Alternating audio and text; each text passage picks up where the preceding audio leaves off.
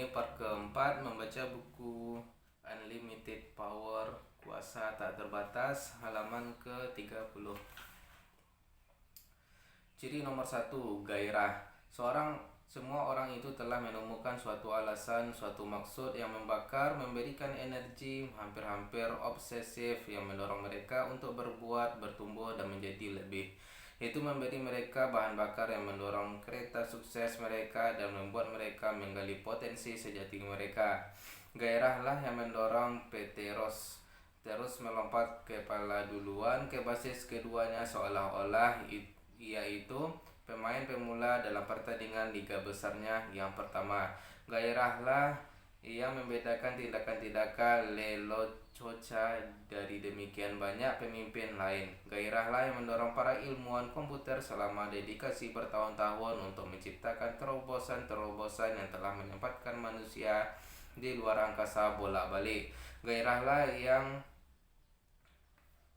yang mendorong orang tidur larut dan bangun pagi-pagi. Gairahlah yang orang inginkan dalam hubungan-hubungan mereka. Gairahlah yang memberi kehidupan itu kuasa dan kreativitas dan makna. Tidak ada kebesaran tanpa gairah untuk menjadi besar. Entah itu cita-cita seorang atlet atau artis, ilmuwan, orang tua, atau pengusaha. Akan kita temukan bagaimana caranya mengerahkan daya batin ini lewat kuasa sasaran dalam bab 11. Ciri nomor 2, kepercayaan. Setiap buku religius di planet ini berbicara tentang kuasa dan efek iman dan kepercayaan terhadap umat manusia. Orang yang sukses dalam skala besar itu sangat beda dalam kepercayaan mereka dibandingkan dengan orang yang gagal. Kepercayaan kita tentang apa kita ini dan kita bisa menjadi apa, itulah yang persisnya menentukan kita akan menjadi apa. Kalau kita percaya kepada keajaiban, kita akan hidup ajaib. Kalau kita percaya bahwa kehidupan kita didefinisikan oleh batas-batas yang sempit, tiba-tiba saja kita dijadikan batas-batas sempit itu nyata. Yang kita percayai benar, yang kita percayai mungkin, itulah yang menjadi apa yang benar, apa yang mungkin. Buku ini akan memberi Anda cara ilmiah yang spesifik untuk segera mengubah kepercayaan-kepercayaan Anda sehingga mendukung Anda dalam pencapaian sasaran-sasaran yang paling Anda inginkan. Banyak orang bergairah tetapi karena kepercayaannya yang membatasi tentang siapa mereka dan apa yang bisa mereka lakukan, mereka tidak pernah mengambil tindakan yang bisa menjadikan impian mereka kenyataan. Orang sukses itu mengetahui apa yang mereka inginkan dan percaya bahwa mereka bisa mendapatkannya. Akan kita pelajari apa saja kepercayaan itu dan bagaimana cara menggunakannya dalam bab 4 dan 5. Gairah dan kepercayaan membantu memberikan bahan bakarnya, dorongan menuju kesempurnaan, tetapi dorongan saja belumlah cukup. Seandainya cukup, itu akan cukup mendorong sebuah roket dan mengirimkannya terbang secara buta menuju langit. Selain kuasa itu, kita membutuhkan jalan kesadaran intelijen tentang perkembangan yang logis agar sukses membidik target kita butuh.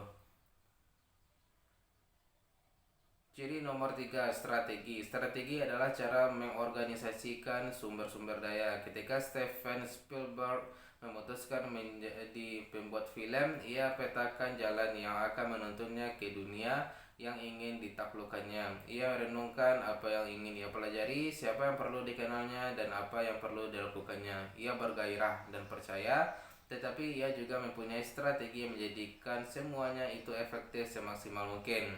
Ronald Reagan telah mengembangkan strategi-strategi komunikasi tertentu yang ia gunakan secara konsisten untuk menghasilkan hasil-hasil yang ia inginkan. Setiap penghibur besar, politikus besar, orang tua besar, atau pemberi kerja besar tahu betul bahwa agar sukses tidaklah cukup kalau mereka hanya punya sumber-sumber daya. Mereka harus menggunakan sumber-sumber daya tersebut dengan cara yang paling efektif. Strategi adalah pengakuan bahwa talenta dan ambisi terbaik pun membutuhkan jalan yang tepat. Anda bisa membuka pintu dengan menerjangnya, atau Anda bisa menemukan kuncinya yang akan membukanya dengan utuh. Akan kita pelajari strategi yang menghasilkan hasil-hasil yang sempurna dalam bab 7 dan 8. Ciri nomor 4, kejelasan nilai-nilai.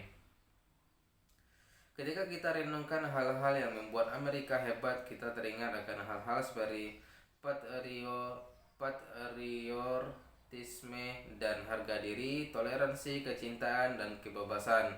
Hal ini adalah nilai-nilai penilaian mendasar etnis, moral, dan praktis yang kita buat tentang apa yang penting, apa yang betul-betul penting. Nilai-nilai adalah sistem kepercayaan yang spesifik tentang apa yang benar dan salah dalam kehidupan kita.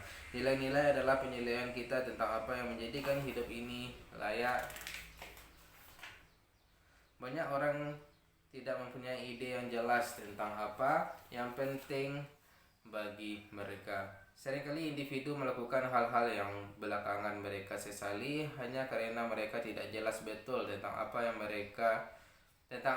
secara di bawah sadar mereka percayai sebagai benar-benar bagi mereka maupun sesama. Ketika kita melihat sukses-sukses besar, mereka hampir selalu adalah orang-orang yang tahu betul tentang apa yang betul-betul penting. Renungkanlah Ronald Reagan, John F. Kennedy, Martin Luther King Jr., John Wayne, Jane Fonda. Mereka semua mempunyai visi yang berbeda-beda, tetapi kesamaan di antara mereka adalah pijakan moral yang mendasar, kesadaran akan siapa mereka dan mengapa mereka melakukan apa yang mereka lakukan.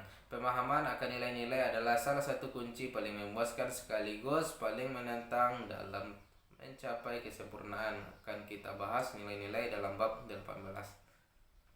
Seperti yang mungkin telah kita perhatikan, semua ciri-ciri dipupuk oleh dan berorientasi dengan satu sama lain.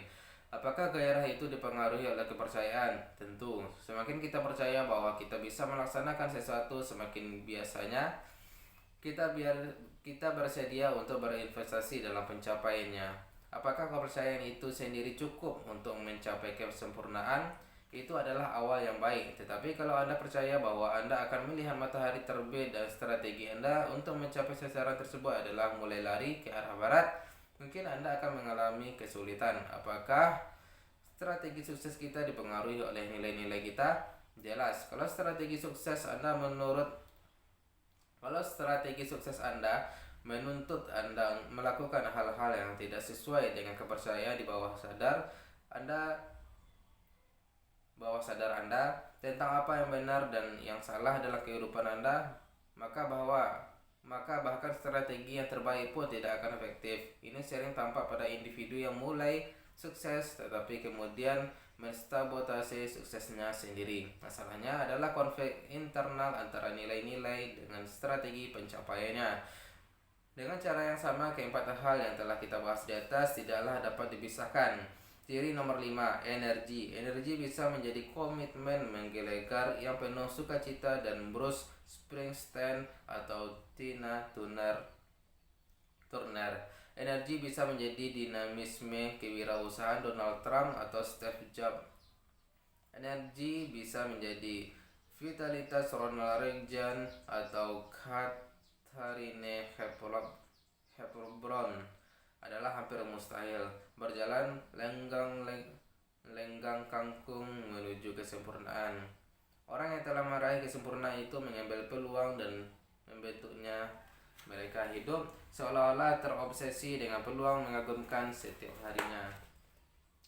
Dan kesadaran bahwa satu-satunya yang tidak cukup adalah waktu. Banyak sekali orang di dunia ini yang mempunyai gairah yang mereka percayai. Mereka tahu strategi yang akan menjaminnya dan nilai-nilai mereka selaras, tetapi mereka pokoknya tidak mempunyai vitalitas fisik yang mengambil tindakan atas apa yang mereka ketahui itu.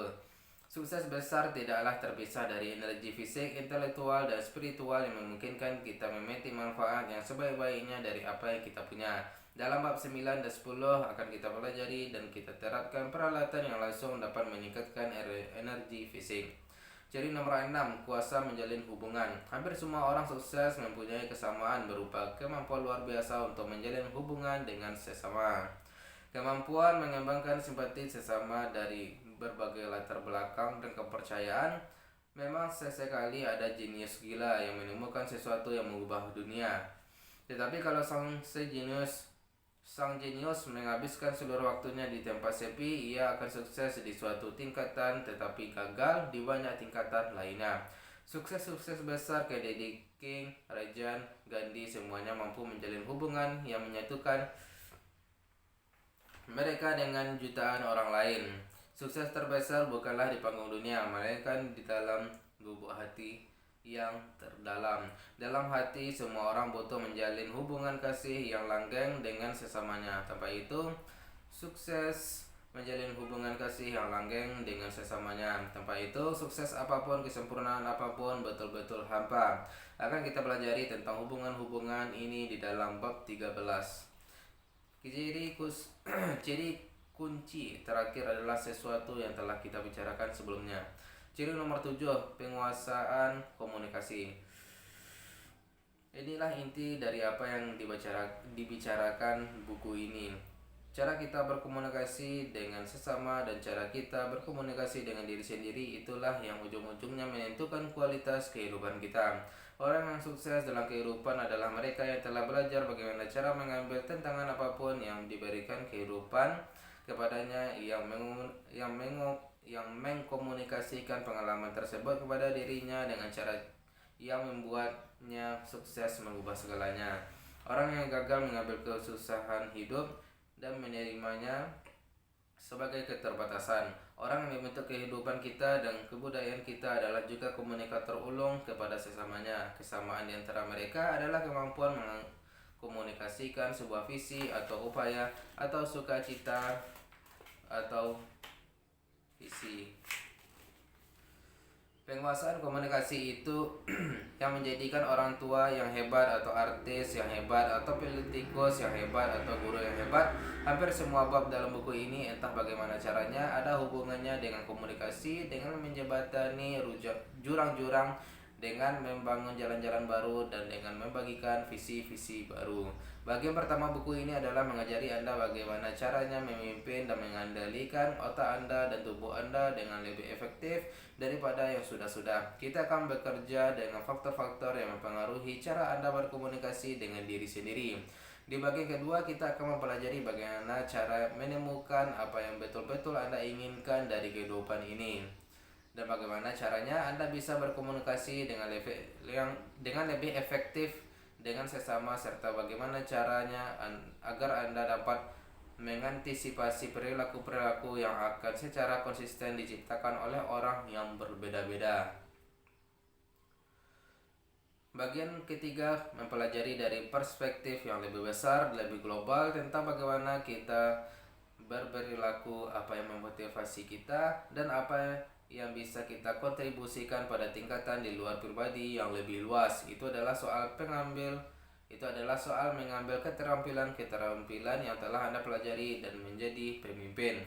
Ketika menulis buku ini, sasaran semula saya adalah memberikan buku teks untuk pengembangan manusia, buku yang akan syarat dengan teknologi perubahan manusia yang terakhir dan mutakhir. Saya ingin melengkapi Anda dengan keterampilan dan strategi-strategi yang akan memungkinkan Anda mengubah apapun yang ingin Anda ubah dan melakukannya lebih cepat daripada yang pernah Anda impian sebelumnya.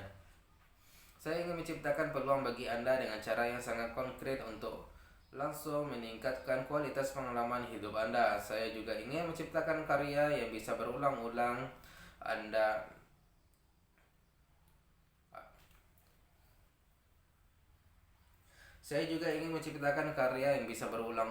baca dan selalu menemukan sesuatu yang bermanfaat bagi kehidupan Anda. Saya tahu bahwa banyak topik yang akan saya tulis itu bisa menjadi buku tersendiri, tetapi saya ingin memberi Anda informasi yang utuh, sesuatu yang bisa Anda gunakan di masing-masing bidang. Saya harap Anda temukan buku ini menjadi semuanya itu bagi Anda. Ketika naskah rampung, bacaan awalnya sangat positif, kecuali beberapa orang yang mengatakan, ini sih 2 buku, mengapa tidak dipisah saja, menerbitkan satu sekarang dan memasarkan satu lagi sebagai tindak lanjut 12 bulan lagi. Sasaran saya adalah menyampaikan kepada Anda sang pembaca sebanyak mungkin informasi berkualitas secepat mungkin. Saya tidak mau menyampaikan keterampilan ini satu persatu, tetapi saya menjadi prihatin bahwa banyak orang bahkan tidak sampai Tidak akan sampai ke bagian yang menurut saya paling penting, hanya karena dijelaskan kepada saya bahwa beberapa studi telah menunjukkan bahwa kurang dari 10% orang yang membeli buku itu membaca lebih dari bab pertamanya saja. Pada mulanya saya tidak percaya statistik tersebut. Lalu saya ingat bahwa kurang dari 3% bangsa ini mandiri secara keuangan, kurang dari 10% mempunyai sasaran-sasaran yang tertulis, hanya 35% wanita Amerika, dan bahkan lebih sedikit lagi prianya merasa dirinya bugar, dan di banyak negara bagian satu dari setiap dua pernikahan itu berakhir dengan perceraian. Hanya persentase kecil orang yang betul-betul menjalani kehidupan yang mereka impian. Mengapa? Karena dituntun upaya, dituntut upaya, dituntut tindakan yang konsisten. Bunker Hans, miliuner minyak Texas, pernah ditanya apakah ia bisa memberikan nasihat tentang bagaimana caranya sukses. Katanya sukses itu sederhana saja. Pertama, putuskanlah apa yang Anda inginkan secara spesifik. Yang kedua, putuskanlah Anda bersedia membayar harganya untuk menjadikan itu terjadi, lalu bayarlah harga tersebut. Kalau Anda tidak mengambil langkah kedua tersebut, Anda tak akan pernah mendapatkan apa yang Anda inginkan dalam jangka panjang. Saya suka menyebut orang yang mengetahui apa yang mereka inginkan dan bersedia membayar harganya untuk mendapatkannya itu. Sedikit yang berbuat versus banyak yang sekedar bicara. Saya tentang Anda untuk bermain-main dengan bahan ini, membaca keseluruhannya, membagikan apa yang Anda pelajari dan menikmatinya. Dalam bab ini telah saya tekankan pentingnya mengambil tindakan yang efektif, tetapi ada banyak cara untuk mengambil tindakan. Kebanyakan tergantung terutama kepada coba-coba. Kebanyakan orang yang sukses besar itu telah demikian seringnya menyesuaikan dan menyesuaikan kembali sebelum mendapatkan apa yang mereka inginkan. Coba-coba itu boleh saja, kecuali satu hal, itu memakan banyak sekali suatu sumber daya yang tidak pernah cukup bagi siapapun waktu. Bagaimana seandainya ada cara untuk mengambil tindakan yang mempercepat proses belajarnya?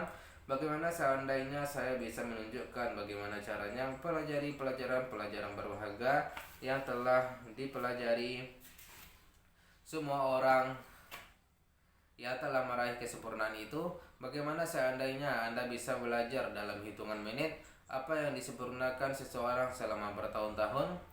Cara melakukan ini adalah lewat mempelajari model cara untuk mereproduksi secara persis kesempurnaan dari sesama. Apakah yang mereka perbuat yang membedakan mereka dari mereka yang hanya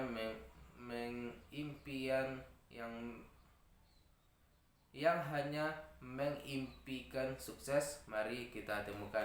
Kita besok lanjut ke bab kedua, halaman 37. Sekian, bye bye.